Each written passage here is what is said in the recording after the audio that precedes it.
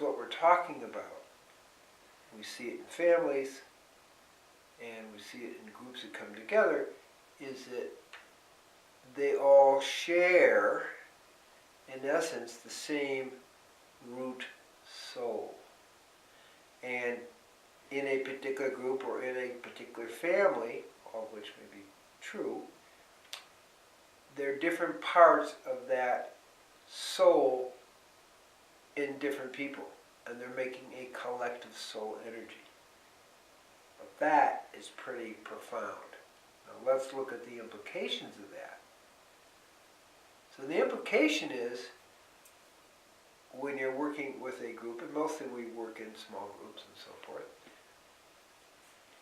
when one person is rectifying a particular level of their one of the five souls, it becomes rectified, but it's rectified for the whole group.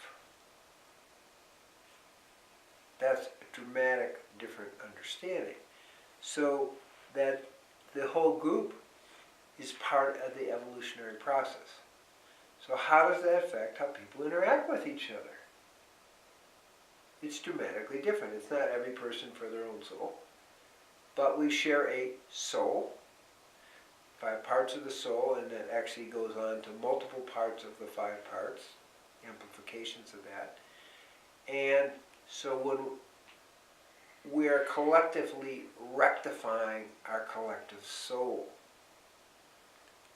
what that means is we all work together, if we really get what's going on. It means we are all, in essence, when you heal one, you heal the world. In essence, though, as we break down the soul groups, and from the Adamic race there were 4 soul groups, we really have a responsibility, which is very personal, to elevate each other, because when the other person is elevated and makes a breakthrough in the rectification of those soul parts that they're carrying, everybody is rectified. Everyone is elevated. It is a dramatic reorientation of how we can relate to each other as human beings. We literally are one soul. We really are one. But not much more important, but parallel to that is that when one person is, when we support one person rectifying a part of the soul, which is part of our soul, we're rectifying ourselves. So it puts us in a place, if we have the right understanding, is what we're talking about, is that we really want and support the rectification of everyone around us. Because most likely the ones around us are the ones who have parts of, share parts of the same soul. So suddenly now, not only are we one, which is of course significant in itself, we're sharing one group soul energy, but we now have a motivation for uplifting ourselves and uplifting each other as we rectify the group soul. So everybody has an investment in rectifying and uplifting everyone around them. That is a dramatic change in the social fabric of social relations. Obviously, in today's world, we, say more in America, we have a great conflict, soul conflict, which is anti-evolutionary. But when we really understand, more obvious in small groups or in families, that we're there to uplift each other, therefore we all win. It's the classical win-win situation.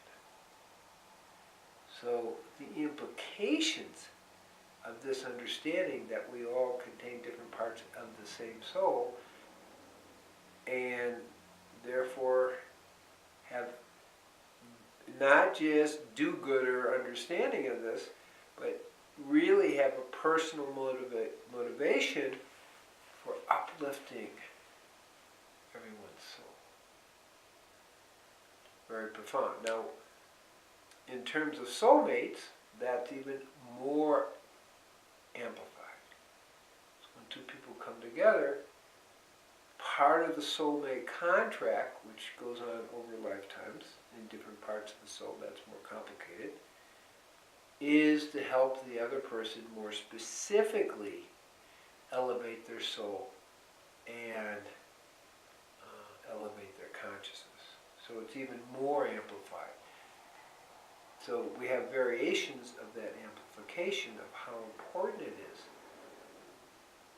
that we look at relationships as an extraordinary opportunity to uplift our souls.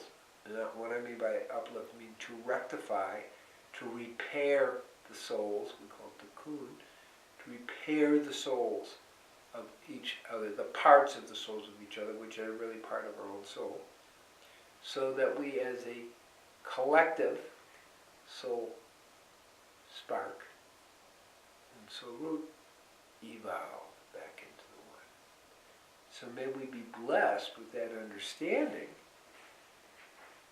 that we are not only one soul, but to have the awareness that as we help the people around us wake up, we are elevating our own part of the greater soul, and our whole collective soul evolves. Amen? Shalom, shalom, shalom.